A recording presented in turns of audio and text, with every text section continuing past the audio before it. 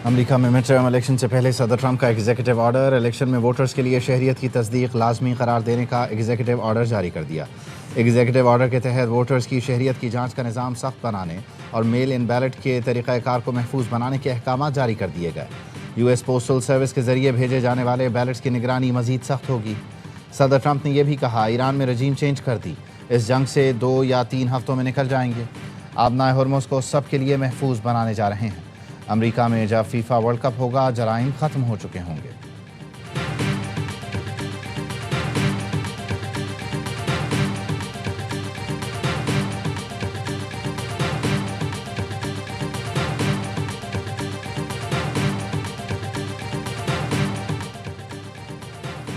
Iran America की ज़मीनी कार्रवाई से खौफज़दा नहीं, हम इनका इंतज़ार कर रहे हैं। उम्मीद है अमरीकी ऐसी गलती नहीं करेंगे। ईरानी वज़ीर ख़ारजा अब्बास अराग़ची का अल जज़ीरा को इंटरव्यू। कहा, ईरान ने यह जंग शुरू नहीं की थी, हम अपना दिफा कर रहे हैं और ताकत के साथ कर रहे हैं। बोले, आबनाए हुर्मुज़ जंग के बाद पुरअमन आबी गुज़रगाह बन सकती है। जंग के बाद ईरान और ओमान इसका फ़ैसला करेंगे। हम ख़ित्ते और ख़ित्ते से बाहर अपने दोस्तों को मद्देनज़र रखेंगे। दोस्तों के लिए यकीनी बनाया उन्हें महफूज रास्ता मिले।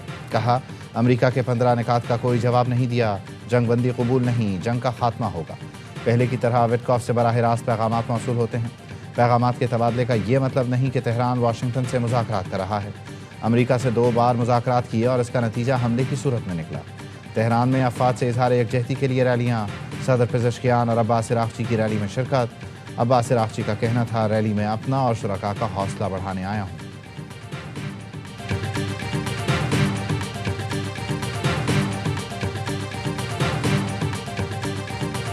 जंग के खात्मे का फैसला हमारी शराइत पर होगा। ईरानी सदर मसूद पेज़ेश्कियान कहते हैं, जंग हालात को मद्देनज़र रखकर ख़त्म की जाएगी। ईरान के मफादात का तहफ़्फ़ुज़ हर कीमत पर किया जाएगा। ईरान का पाकिस्तान की मस्बत सफारती कोशिशों का खैर मक़दम। पाकिस्तान में ईरानी सफ़ीर रज़ा अमीरी ने एक्स पर लिखा, ईरान बिरादर मुल्क पाकिस्तान की खैर सगाली और मस्बत सफारती कोशिशों को सराहता है। पाकिस्तानी कोशिशों का मकसद अमरीका इसराइली जारहियत रोकना और अमन की बहाली है। पाकिस्तान के फ़ाल सफारती इक़दामात खुश आइंद हैं।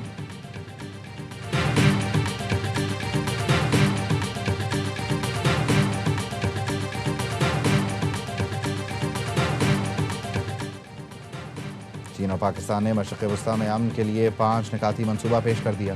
चीन और पाकिस्तान का फौरी जंगबंदी और कशीदगी रोकने का मुतालबा। बीजिंग में चीनी वज़ीर ख़ारजा और इसहाक डार की मुलाकात। जल्द अमन मुज़ाकरात शुरू करने पर इत्तेफाक। ईरान और खलीजी मुल्कों की खुद मुख्तारी, इलाक़ाई सालमियत के तहफ़्फ़ुज़ पर जोर। तमाम फ़रीक़ैन को मुज़ाकरात के दौरान ताकत के इस्तेमाल या धमकी से गुरेज़ की तलक़ीन। तर्जुमान दफ्तर ख़ारजा ने बताया, तनाज़ात के पुरअमन हल के लिए मुकालमा और सफारतकारी वाहिद मौसर रास्ता करार दिया गया। शहरियों और गैर फ़ौजी अहदाफ़ के तहफ़्फ़ुज़ के उसूल की पासदारी पर भी जोर दिया गया। आबनाए हुर्मुज़ और मुल्हिक़ा समंदरी रास्तों को आलमी तिजारत और तवानाई के लिए अहम करार दिया गया। तिजारती और शहरी जहाज़ों की जल्द और महफूज आमद-ओ-रफ़्त बहाल करने की अपील की गई।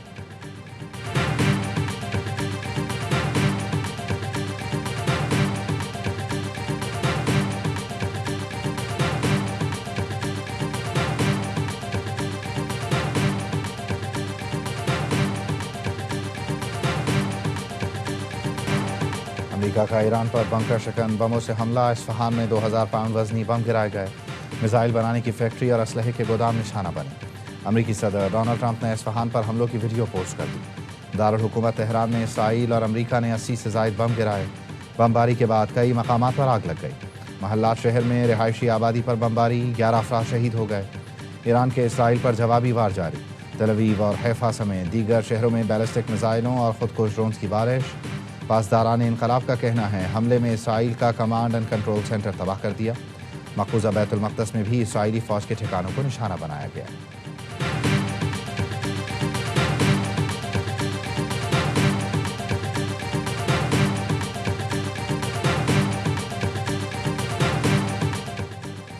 डेरा इस्माइल खान में फायरिंग, 6 अफराद कत्ल, 2 ज़ख्मी हो गए। पुलिस का कहना है, गुज़श्ता रात छीनी गई 3 मोटरसाइकिलों की तलाश के लिए आए तो मुखालिफिन ने फायरिंग कर दी। लाशें और ज़ख्मी हस्पताल मुंतकिल। कत्ल में मुलव्वस मरकज़ी मफरूर मुलज़िम जुल्फ़िकार मरवत पुलिस मुकाबले में हलाक।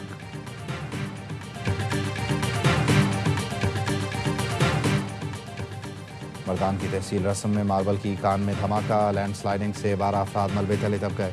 मलबे से एक और लाश निकाल ली गई। जान बहक अफराद की तादाद 9 हो गई। 3 हस्पताल में ज़ेरे इलाज। हादसा पहाड़ी इलाके पल्लूढेरी में पेश आया। वज़ीर आला ने नोटिस ले लिया। जख्मियों को मौसर तिब्बी इमदाद फराहम करने की हिदायत।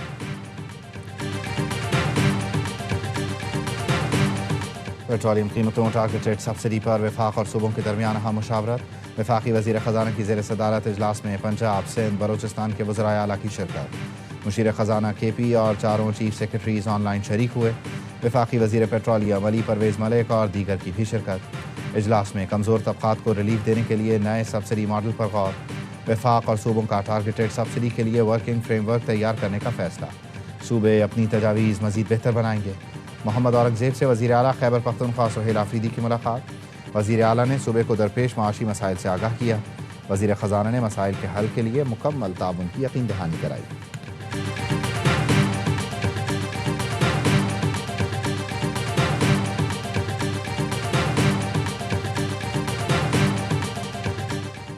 FBR मार्च में भी पूरा टैक्स जमा ना कर सका।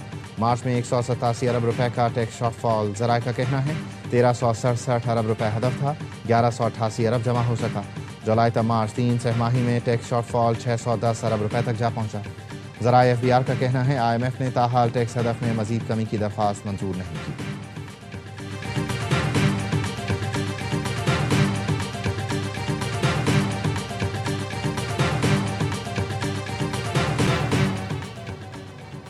खलीजी मुल्कों में अमरीकी अहदाफ ईरान के निशाने पर। दुबई की समुद्री हुदूद में कोयती ऑयल टैंकर पर ड्रोन हमला। अल सालमी टैंकर पर हमले के बाद आग लग गई। दुबई रात भर धमाकों से गूंजता रहा। हुकाम के शहरियों को महफूज मकामात पर मुंतकिल होने की हिदायत। लोगों को मोबाइल फोन पर अलर्ट्स भेजे गए। शारजा में टेलीकॉम कंपनी की इमारत भी निशाना बनी। सऊदी वजारत दिफा ने ईरान से दाखिल गए 10 ड्रोन मार गिराने का दावा किया। अल खरज में ड्रोन का मलबा गिरने से 6 मकानों को नुकसान पहुंचा। बहरीन में अमरीकी 5th फ्लीट के कमांडर्स के ठिकाने पर हमले। खलीजी मुल्कों पर हमले में अमरीकी फौजियों समेत 24 अफराद हलाक हो चुके। इसराइल ने जुनूबी लबनान में लितानी दरिया तक जमीन पर कब्जा कर लिया। अल जजीरा के मुताबिक इसराइली फौज ने लितानी दरिया के पुल तबाह कर दिए। इसराइली बमबारी की वजह से जुनूबी लबनान के 6 लाख अफराद नकल मकानी कर चुके। पाकिस्तान की लबनान पर इसराइली हमलों की मजम्मत। पाकिस्तानी मंदूब आसिम इफ्तिखार ने सलामती कौंसिल इजलास से खिताब में कहा, अक़वाम मुत्तहिदा के अमन मिशन को निशाना बनाना आलमी क़वानीन की खिलाफ वर्जी है। लबनान पर इसराइली हमलों से लोगों की बड़ी तादाद बेघर हो गई। वाक़यात के जिम्मेदारों का एहतसाब किया जाए।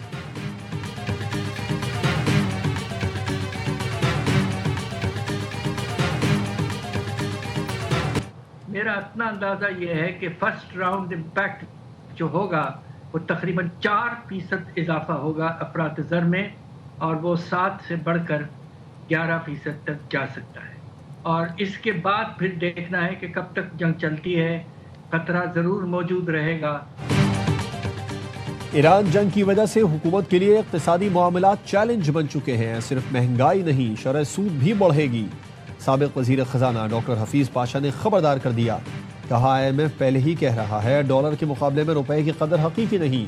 पाकिस्तान में डॉलर महंगा होना चाहिए। जब तक जंग खत्म नहीं होती हुकूमत सोच समझ कर फैसले करे। हम हमसाया मुल्कों के मुकाबले में महंगा पेट्रोल खरीद रहे हैं। डीजल बांग्लादेश से भी महंगा खरीद रहे हैं। हुकूमत पेट्रोलियम लेवी कम करके आवाम को रिलीफ दे।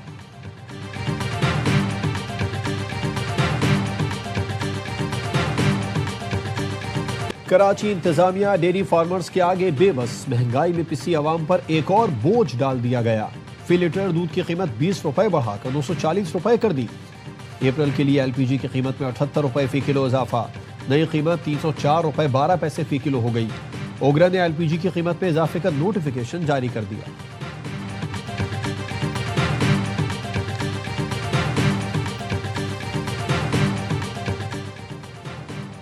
बानी की रिहाई के लिए बोझ नहीं उठा सकते तो ओहदे छोड़ दें। अलीमा खानम का पार्टी रहनुमाओं को मशवरा। गोरखपुर नाके पर मीडिया से गुफ्तगू में साबिक वजीर आजम की बहन ने कहा, भाई कैद तन्हाई काट रहे हैं, रिहाई के लिए दबाव बढ़ाना होगा। एहतजाज करना बुजुर्गों का काम नहीं, इसलिए भाई ने सुहेल आफरीदी को जिम्मेदारी दी। अलीमा, अजमा और नूरीन खान ने गोरखपुर नाके पर 7 घंटे से जारी धरना खत्म कर दिया। बानी PTI और बुशरा बीबी की अडियाला जेल में मुलाकात करा दी गई। कॉन्फ्रेंस रूम में मुलाकात 35 मिनट जारी रही।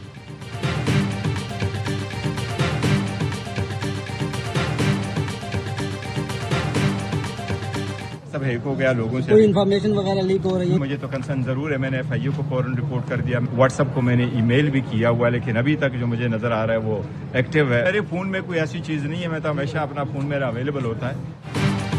चेयरमैन PTI बैरिस्टर गौहर का व्हाट्सएप हैक कर लिया गया। बैरिस्टर गौहर ने बताया कि व्हाट्सएप पर उनका मुकम्मल इख्तियार नहीं रहा, उनका नंबर अभी भी एक्टिव है और लोगों से पैसे मांगे जा रहे हैं। फौरी तौर पर FIA साइबर विंग से राबिता किया ताकि डाटा का गलत इस्तेमाल ना हो।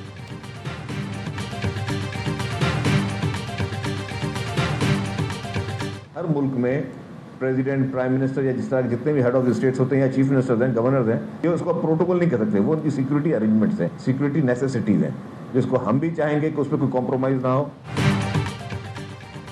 दौरा कराची के दौरान वजीर आजम के प्रोटोकॉल से मुतालिक सिंध के सीनियर वजीर शर्जील मेमन से सवाल। शर्जील मेमन ने कहा, मुल्क के हालात आपको मालूम है, इसको प्रोटोकॉल नहीं कह सकते, ये सिक्योरिटी के इंतजाम थे, हम नहीं चाहेंगे इस पर समझौता हो। सूबाई वजीर ने यूनिवर्सिटी रोड पर जारी तामीराती काम के बायस फिर शहरियों से माजरत कर ली। कहा, शर्मिंदा है लेकिन इसमें हुकूमत की तरफ से कोई बदनीयती या नाअहली नहीं है।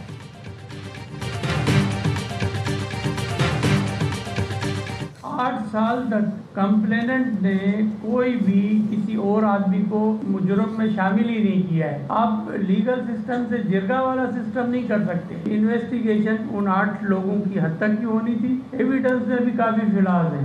फेयर ट्रायल मिला है दोनों पार्टीज को। ये इम्पोज करना थ्रू सोशल मीडिया या वगैरह, तो ये भी बहुत बुरी बात है कि किसी जज को इतना क्रिटिसाइज। दादू में फरीकैन को फेयर ट्रायल मिला। मुद्दई ने जिन 8 लोगों को नामजद किया उनकी हद तक तफ्तीश की गई, शवाहिद में खामियां थी, जज सबूत मांगते हैं, ये तो मुद्दई का काम था। वजीर दाखिला सिंध ज़ियाल अंजार कहते हैं, सोशल मीडिया के जरिए जज पर इतना दबाव डालना या तनकीद करना मुनासिब नहीं। फैसले के बाद जजेस के खिलाफ प्रोपेगेंडा। डिस्ट्रिक्ट एंड सेशन जज का national cyber crime investigation agency को खत। सोशल मीडिया अकाउंट्स ट्रेस करके जिम्मेदारान के खिलाफ कार्रवाई का मुतालबा कर दिया। स्क्रीनशॉट्स बतौर सबूत खत के साथ भेजे गए।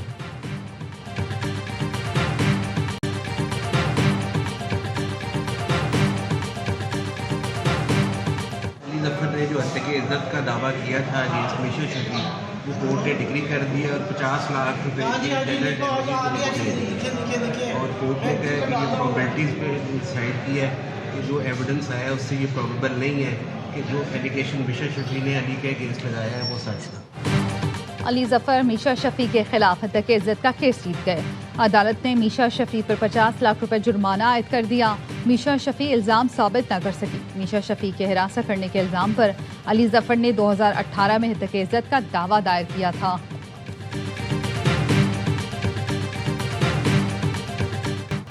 लाहौर समेत पंजाब के मुख्तलिफ इलाकों में मूसलाधार बारिश। लाहौर में जालाबारी भी हुई। आंधी और बारिश के बायस बिजली का निजाम दरहम बरहम हो गया। सिंध, बलोचिस्तान और खैबर पख्तूनख्वा में आज से हफ्ते तक बारिशों का इम्कान। कराची में भी बादल बरसने की पेशगोई।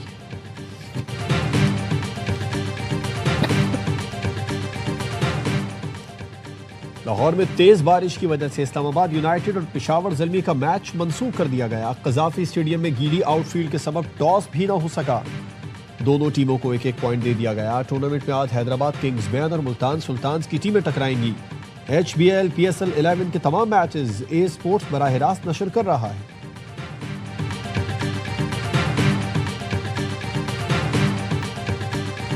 फखर जमान पे 2 मैचों की पाबंदी लगी।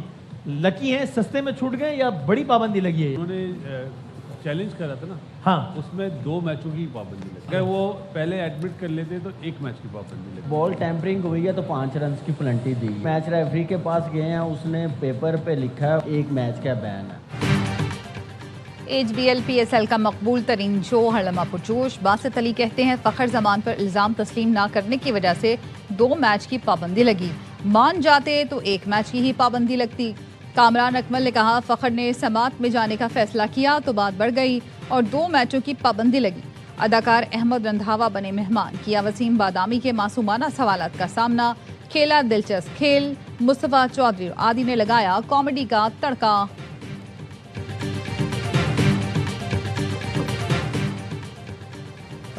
लाहौर कलंदर्स के ओपनिंग बल्लेबाज फ़खर जमान PSL के 2 मैचेस के लिए मुअत्तल। फ़खर को कोड ऑफ कंडक्ट की खिलाफ वर्जी पर मुअत्तल किया गया। ओपनिंग बल्लेबाज ने PSL मैच में आर्टिकल 2.14 की खिलाफ वर्जी की। फ़खर का इल्ज़ाम मानने से इनकार। AFC एशियन कप फुटबॉल क्वालिफायर्स में पाकिस्तानी गोलकीपर की फाश गलती। साकिब हनीफ साथी खिलाड़ी की जानिब से मिलने वाला आसान पास मिस कर गए और म्यांमार के खिलाफ ओन गोल करवा बैठे। जिन्ना स्टेडियम इस्लामाबाद में खेले गए मैच में पाकिस्तान को 1 के मुकाबले में 2 गोल से नाकामी का सामना करना पड़ा।